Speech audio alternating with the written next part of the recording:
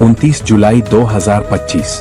प्रारंभ समय रहेगा 28 जुलाई को 19:54 पर एवं यह समाप्त होगा अगले दिन अर्थात 29 जुलाई को 21:16 पर। उदया तिथि के हिसाब से 29 जुलाई को नागपंचमी मनाया जाना शुभ बताया गया है।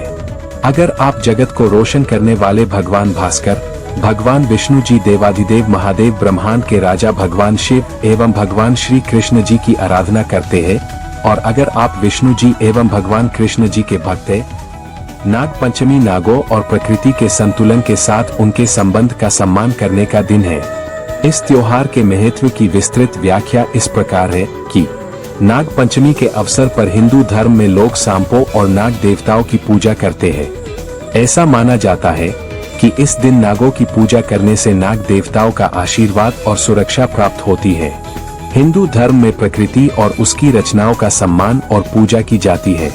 नागपंचमी प्रकृति के प्रति श्रद्धा के रूप में मनाई जाती है। हिंदू पौराणिक कथाओं में सांपों को सृजन, विनाश, ब्रह्मांडीय संतुलन और प्रजनन क्षमता का शक्तिशाली प्रतीक माना जाता है। यह दिन अक्सर सामुदायिक समारोहों, पारंपरिक मेलों में मनाया जाता है, जो समुदाय में एकता और भक्ति की भावना को बढ़ावा देते हैं। यह सब देखकर नागराज तक्षक स्वर्ग में देवताओं के राजा इंद्र के पास छिप गया।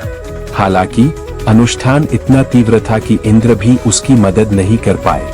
अंततः स्वर्ग के देवता सांपों की रानी देवी मनसा के पास गए और उनसे सांपों को बचाने में मदद मांगी। सांपों की मदद करने के लिए सहमत होकर उसने अपने पुत्र आस्तिक को राजा जन्मेजय के पास जाने और उनसे यज्ञ रोकने का अनुरोध करने का आदेश दिया। युवा आस्तिक राजा के पास गया और उनसे नागराज तक्षक को क्षमा करने तथा सर्प यज्ञ को रोकने का अनुरोध किया। राजा जन्मेजय एक ब्राह्मण के अनुरोध को अस्वीकार नहीं कर सके और इस प्रकार यज्ञ को रोकने के लिए सहमत हो गए। तब से सावन माह के 5वें दिन को सांपों की रक्षा और संरक्षण के लिए नागपंचमी के रूप में मनाया जाता है। जानिए नागपंचमी पूजा विधि। यहाँ 2025 के लिए विस्तृत नागपंचमी पूजा विधि है। सुबह जल्दी उठें और पवित्र गंगाजल से स्नान करें। पूजा स्थल या द्वार के पास चंदन, हल्दी और फूलों से नागों की रंगोली बनाएं।